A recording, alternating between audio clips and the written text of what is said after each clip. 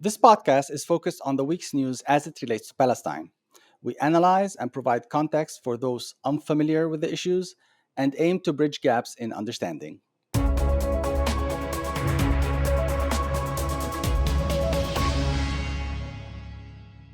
Greetings, this is your host Nizar, and you're listening to Bridging East and West with Nizar. In this episode, we delve into a question that is on everyone's mind. Will the ongoing Gaza war escalate into a broader regional conflict? As tensions between Israel and Iran rise, regional powers are preparing for the worst, and that is raising the stakes even higher. In this episode, we will examine the complicated dynamics involved and their possible effects on the Middle East and beyond. Will this conflict involve more countries, or is there a way to reduce tensions? Let's take a closer look. To better understand the Gaza conflict, it's important to look beyond the immediate clashes and take account of the regional context. A key player, of course, in this situation is Iran. Famous for the sharp contrast between its fiery statements and yet cautious moves, Iran managed to carve itself a significant sphere of influence in the region. It achieved this by moving slow and steady, while at the same time being opaque. Failing to export the revolution directly, they resorted to prompting its values instead. They would contrast their championing of regional causes and the Palestinian cause especially, while other countries in the region were beholden to Western interests. But it was October 7th that caused the biggest shift of power in the region. Between Israel and other Western allied countries, and Iran and its regional allies. Hamas enhanced Iran's geopolitical standing in the region by undermining Israel's deterrence in ways no combination of Arab armies managed to do in the past. In addition, Hamas's capacity to continue fighting for so many months, aided by the direct involvement of the other members of the Axis of Resistance, also increased Iran's power projection. It showed that Iran can inflict serious damage not only to Israel's image, but also to US hegemony in the region. However, Iran's marginal benefit diminishes the longer the war drags on. Had the war ended in February or March, for example, Iran and its allies would have come out as the indisputable victors. However, if the war ended today, it would be a draw with a slight advantage for Iran. And that is because Iran did not sustain as big a damage to its economy, its military, and its image as Israel did. That is why Iran is eager to de escalate. Escalation will only diminish the gains it has secured so far. More importantly, an escalation risks provoking an Israeli and maybe even an American retaliation that would jeopardize Iran's nuclear program.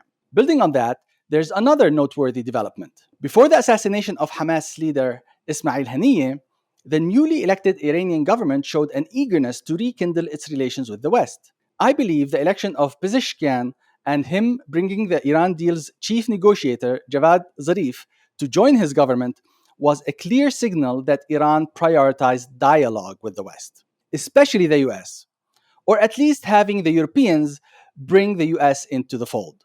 And that is precisely why Netanyahu got Haniyeh killed, and in Iran's official guest house in Tehran, of all places. Netanyahu effectively blew that dialogue ship out of the water before it even sailed. Now, coming back to our original question, what might trigger a large scale war and what might the spillovers effects be? Geopolitically, both Iran and Israel will suffer huge losses. Whoever ends up on top will have to contend with a Pyrrhic victory. Moreover, the nuclear risk increases the more one of them feels desperate. Reports indicate that Iran has enough weapons grade uranium for 1 to 3 bombs, but it does not have all the other components assembled. What they do have is the ballistic missiles needed to deliver the bomb. Therefore, they may resort to a dirty bomb. That is, a bomb that spreads radioactive material over a wide area without causing a nuclear explosion. If Iran is hit hard and the IRGC is depleted sufficiently, we could see a coup or even a revolution. But that requires extensive clandestine coordination and surgically targeting the regime's key power nodes. There have been many attempts to reform the regime in the past, but they all failed. So I think the probability of this happening is pretty low. Regionally, foreign investments and tourism will get a big hit, and refugees from such a total war will burden neighboring countries. Globally, oil prices will go up, and with it, food prices. If that war starts before the US elections, it might tip the election in Trump's favor. The potential for quiet will vary depending on the nature of the eventual ceasefire agreement.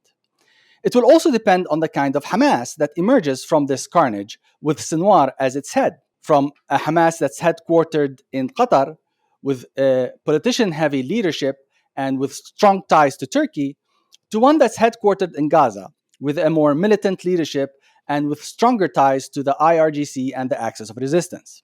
More importantly, it will be a leadership that is far more literate in Israeli society and politics. Now, a regional war will also force an earlier ceasefire, since such a war will raise the stakes for all the parties.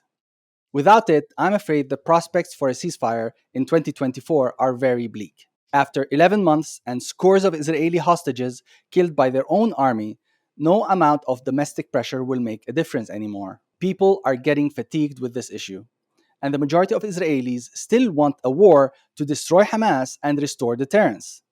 They are perfectly fine sacrificing the hostages for that goal, and that robs Hamas of its leverage. Despite the unprecedented level of casualties and mounting losses, the Israeli public continues to support this war because they see it as existential, even more existential than 1948 or 1973. They are willing to pay a heavy price if it means restoring their sense of security. That is why they are itching for a war with Hezbollah. It is not just Netanyahu that wants it. If Hezbollah is left with its enormous arsenal intact, Israelis will never feel safe. Moreover, both the Israeli government and its military do not know if and when they will have this level of American involvement, with 3 US aircraft carrier strike groups, a blank check for arms supplies, and an unwavering support on the international stage. In my opinion, Trump will not be as generous. He will be eager to end the war sooner and by any means necessary. He does not want to keep hemorrhaging US military, financial, and political capital. And that is particularly important for his America First promise. This is what I'm seeing, and we will see whether Netanyahu will continue to stay on the helm of Israeli politics or will he finally get overpowered. Will it come from the right, the left, the military, or the deep state? Will Hamas recover quickly enough and will it evolve into a new role?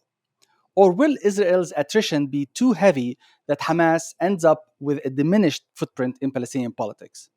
Especially if Palestinian domestic resentment forms into a formidable political challenge for Hamas. Join us in our next episode when we take a look at the first debate between Kamala Harris and Donald Trump and whether they tackle this issue or bypass it. That is all for this episode. I hope you found our analysis rich and insightful. And as always, please like, comment, and subscribe. And please also share your thoughts as we love learning from our audience. Thank you for joining us as we bridge East and West.